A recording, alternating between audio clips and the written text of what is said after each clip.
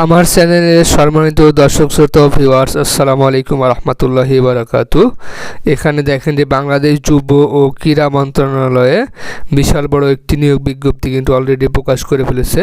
এখানে প্রায় অনেকগুলো পদে প্রায় 11টি ক্যাটাগরিতে প্রায় 42টি পদ। এখানে আপনারা উচ্চ মাধ্যমিক পাশ করলেও কিন্তু আবেদন করতে পারবেন।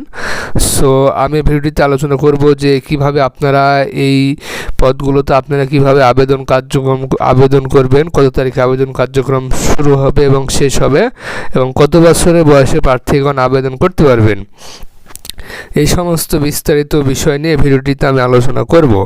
সো ভিডিওটি না টেনে শুরু থেকে শেষ পর্যন্ত দেখুন এবং প্রতিনিয়ত সরকারি বেসরকারি জব সার্কুলার পাইতে আমার চ্যানেলটি সাবস্ক্রাইব করে পাশে রাখা বেল আইকনটি ক্লিক করে দিয়ে যাবেন। এখানে লক্ষ্য করুন যে গণপ্রজাতন্ত্রী বাংলাদেশ সরকার, ঠিক আছে, এখানে যুব ও ক্রীড়া মন্ত্রণালয় নিয়োগ বিজ্ঞপ্তি প্রকাশ করেছে। এখানে পদের নাম সেক্রেটারি প্রশাসনিক কর্মকর্তা, ঠিক আছে। এখানে বেতন স্কেল গ্রেড নবম অনুযায়ী এবং পদ সংখ্যা 4টি এবং শিক্ষাগত যোগ্যতা ক্রীড়া ক্ষেত্রের অভিজ্ঞতা সহ দ্বিতীয় শ্রেণীতে স্নাতক ডিগ্রি থাকতে হবে। এবং 2 নম্বর পদের নাম প্রশিক্ষক, গ্রেড 3 অনুযায়ী বেতন স্কেল ধরা হয়েছে 10তম গ্রেড অনুযায়ী, ঠিক আছে। এখানে পদ সংখ্যা 26টি, এখানে হিউজ পরিমাণ পদ এবং শিক্ষাগত যোগ্যতা অভিজ্ঞতা খেলাধুলার প্রশিক্ষণে ডিপ্লোমা থাকতে হবে, ঠিক আছে।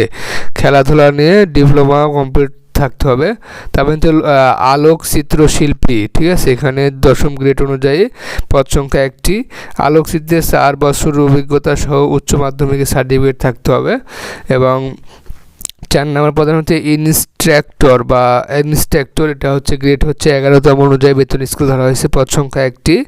এবং যে শিক্ষাগত যোগ্যতা শারীরিক শিক্ষা ও খেলাধুলার ডিপ্লোমা থাকতে হবে।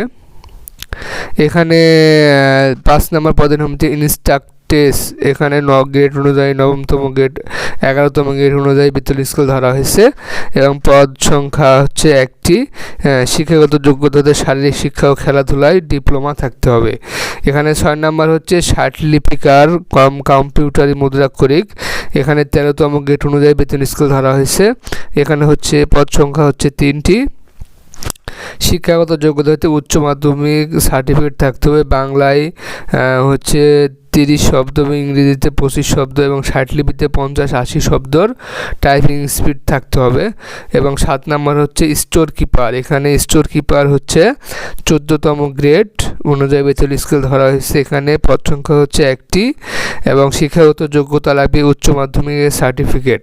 এবং কম্পাউন্ডার, এখানে কম্পিউটারের 14তম গ্রেড অনুযায়ী বেতন স্কেল ধরা হয়েছে, পদ সংখ্যা 1টি এবং শিক্ষাগত যোগ্যতা কম্পাউন্ডার বিদ্যালয় সার্টিফিকেট থাকতে হবে। 9 নম্বর পদের নাম প্রচার সহকারী, এখানে প্রচার সহকারী 16তম গ্রেড অনুযায়ী বেতন স্কেল ধরা হয়েছে, পদ সংখ্যা 1টি এবং শিক্ষাগত যোগ্যতা মাধ্যমিক স্কুল সার্টিফিকেট। 10 নম্বর প্রুফ রিডার, এখানে 16তম গ্রেড অনুযায়ী বেতন স্কেল ধরা হয়েছে, পদ সংখ্যা 1টি এবং সংশ্লিষ্ট কার্য অভিজ্ঞতা সহ মাধ্যমিক স্কুল সার্টিফিকেট থাকতে হবে। এবং কার্য সহকারী বেতন স্কেল 16তম অনুযায়ী ধরা হয়েছে এবং পদ সংখ্যা 2টি এবং মাধ্যমিক স্কুল সার্টিফিকেট থাকতে হবে, শিক্ষাগত যোগ্যতা। এবার আবেদনের শর্তাবলী নিয়ে আলোচনা করব। আবেদনকারীকে যথাযথ সঠিক তথ্য সহ সরকারি চাকরি নির্ধারিত ফরমে আবেদন করতে হবে। জাতীয় ক্রীড়া পরিষদের ওয়েবসাইট www.nsc.gov.bd, আমি ডিসক্রিপশন বক্সে লিঙ্ক দিয়ে দেবো, আপনার সেখান থেকেও গিয়ে আবেদন করতে পারবেন। আবেদন ফর্ম পাওয়া যায়, সেখান থেকে কিন্তু আবেদন ফর্ম সংগ্রহ করতে হবে। এবং আবেদনকারীকে সচিব, জাতীয় ক্রীড়া পরিষদ, এই ঠিকানায় 62-3 পুরান পল্টন, ঢাকা 11,000, ঠিকানাযুক্ত খামে পদের নাম ও জেলা উল্লেখ সহ 15 জানুয়ারি 2025 তারিখের মধ্যে সরাসরি অথবা ডাকযোগে অফিস চলাকালীন নির্ধারিত সময় পৌঁছাতে হবে, ঠিক আছে। এখানে 15 জানুয়ারি লাস্ট ডেট। এখানে এই ঠিকানা দেওয়া হচ্ছে, এই ঠিকানায় কিন্তু আপনাকে আবেদন ফর্মটি পূরণ করে তারপরে প্রেরণ করতে হবে খামযোগে। এবং আবেদনকারীকে ফি বাবদ যে কোনো তফসিলি ব্যাংক হতে 200 টাকার ব্যাংক ড্রাফট পে অর্ডার জাতীয় ক্রীড়া পরিষদের অনুকূলে আবেদনপত্রের সাথে জমা দিতে হবে। ঠিক আছে, 200 টাকার ব্যাংক ড্রাফট দিতে হবে।